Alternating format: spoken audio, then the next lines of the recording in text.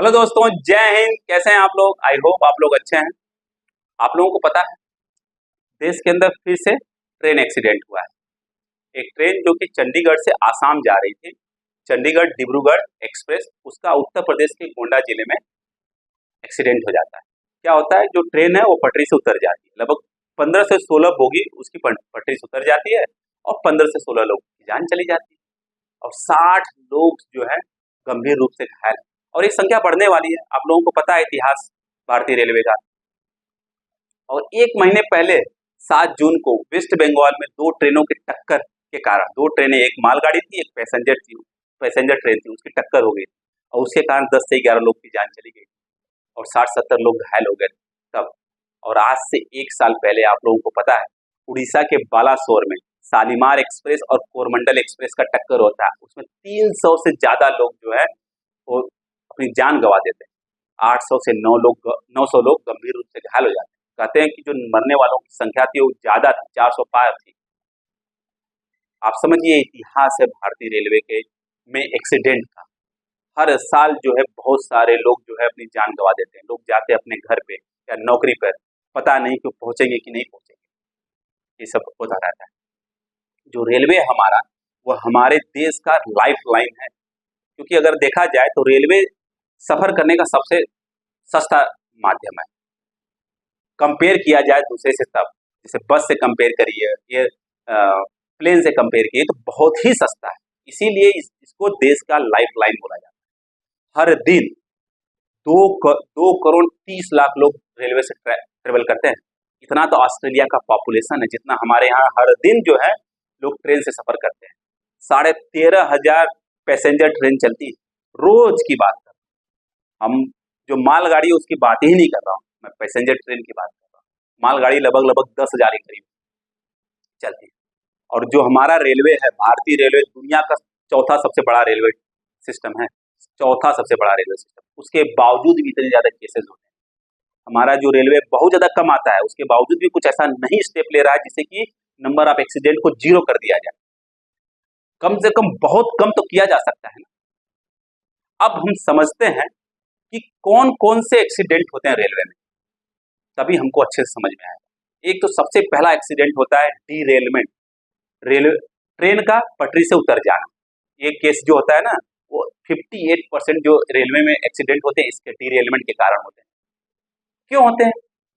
पुरानी पटरी है, ट्रेन की स्पीड बढ़ा दी गई, पटरी वही आजम जमाने की है, 60 साल 70 साल पूरा 80 साल पुरानी, अंग्रेजों के जमाने के बनाए हुए कुछ पटरियां हैं। तो बताइए, तो एक्सीडेंट होगा ही होगा ना। ट्रेन जो है वो पटरी से उतरेगी उतरेगी। इतनी बड़ी इकोनॉमी है, कम से कम ट्रैक तो नहीं बिछा दीजिए as per the requirement of the train जो ट्रेन चलाई जा रही है। दूसरा सबसे बड़ा कारण है railway level crossing. Level crossing level crossing जाते हैं आप लोग? जब देखते होंगे रोड और जो रेलवे ट्रैक है एक ही जगह से गुजर रही है, क्रॉस कर रही है। 32% जो रेल दुर्घटना होती है इसके कारण होती है। इसको बचाया जा सकता है, आराम से बचाया जा सकता है। आप अंडर ब्रिज बनाइए या ओवर ब्रिज बनाइए। आप ब्रिज बना देंगे तो ये वाला जो 32% रेलवे में एक्सीडेंट होता है वो बच जाए, कम हो जाएगा, बहुत लोगों की जान बच जाएगी। आप देखे होंगे बहुत बार ऐसा है कि जो ट्रेन है वह किसी 4 व्हीलर को टक्कर मार दिया, किसी 2 व्हीलर को टक्कर मार दिया, वही वो क्रॉस कर रहा है रोड को, क्योंकि रोड और रेलवे ट्रैक एक ही जगह से पास हो रहे हैं, एक के ऊपर एक पास हो रहे हैं। तो 32% एक केसेज होता है, उसको कम किया जा सकता है, उसको 0 लाया जा सकता है। तीसरा है कोलिजन के कारण। आपको बताया मैं, 1 महीना पहले वेस्ट बंगाल में 2 ट्रेन टक्कर के कारण बहुत सारी जान जाती है। तो 4 से 5% ऐसे केसेज हैं जो कोलिजन के कारण। इसको 0 किया जा सकता है, बताएंगे कैसे किया जा सकता है। और 4 से 5% केसेज होते हैं आग लगने के कारण। आग लगने के कारण रेलवे में एक्सीडेंट होते हैं और बहुत से लोगों की जान चली जाती है। इसको भी बचाया जा सकता है। और क्या क्या कारण है जिसके कारण रेलवे में एक्सीडेंट होते हैं? आपको पता है, सबसे बड़ा कारण है ह्यूमन एरर, आदमियों की गलती है। मेनली जो स्टाफ है उनकी गलती। 85% केसेस जो रेलवे में एक्सीडेंट के हैं वह आदमियों की गलती के कारण है। इसको रोका जा सकता है, आराम से रोका जा सकता है। और क्या क्या है आपको पता है? सैबोटाज, लोग जानबूझकर रेलवे में एक्सीडेंट कराना चाहते हैं, वो जो है लगभग लगभग 4% केसेस, इसको कम किया जा सकता है, जीरो में लाया जा सकता है। और पुरानी जो सिस्टम है अभी भी हम लोग यूज कर रहे हैं, उसके कारण मतलब इक्विपमेंट फेल्योर के कारण 5% एक्सीडेंट होता है रेलवे में। इसको हम लोग सही कर सकते हैं। इक्विपमेंट जो है आज के जमाने का अगर लें, ये वाला 5% जो रेलवे में एक्सीडेंट होता है वो कम किया जा, जीरो किया जा सकता है। और क्लाइमेट वेदर के चेंज होने के कारण भी रेलवे में एक्सीडेंट होते हैं 5 से 6%। ये सब कारण है। अब हम थोड़ा इतिहास देखते हैं हमारे रेलवे एक्सीडेंट का 1960 के दौर से, तब समझ में आएगा क्या अभी बढ़ा एक्सीडेंट या घटा है। 1960 से लेकर 1971 तक लगभग 14,500 से अधिक रेलवे में एक्सीडेंट हुआ था। 14.5 मतलब 10 से 11 साल में 14,500 एक्सीडेंट हुआ। और 1971 से लेकर 1982 तक लगभग 9,968 एक्सीडेंट हुए थे रेलवे।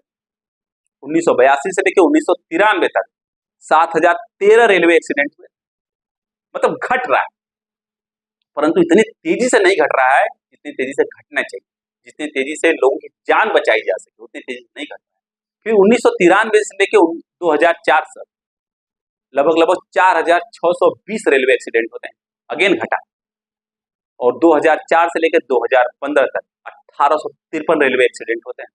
और 2015 से लेकर 2022 तक मतलब पिछले 7 से 8 साल में 449 रेलवे एक्सीडेंट होते हैं। इसको कम किया जा सकता है। आप नए जो इक्विपमेंट्स है उसको लगाइए, और जो आपके रेलवे में स्टाफ काम करते हैं उनको प्रॉपर तरीके से ट्रेनिंग दी जाए, जिससे कि जो ये ह्यूमन 85%, आप इमेजिन करके देखिए 85% जो रेलवे में एक्सीडेंट होते हैं वह आदमियों की गलती के कारण, मेनली स्टाफ की गलती के कारण होते हैं। तो इसको कम किया जा सकता है, मतलब जीरो लाया जा सकता है। सैबोटाज के कारण हो रहा है उसको भी किया जा सकता है। एक जो कोलिजन हो, जो ट्रेनों का टक्कर है उसके कारण जो एक्सीडेंट होता है 5%, उसको तो जीरो लाने का प्रयास चल रहा है।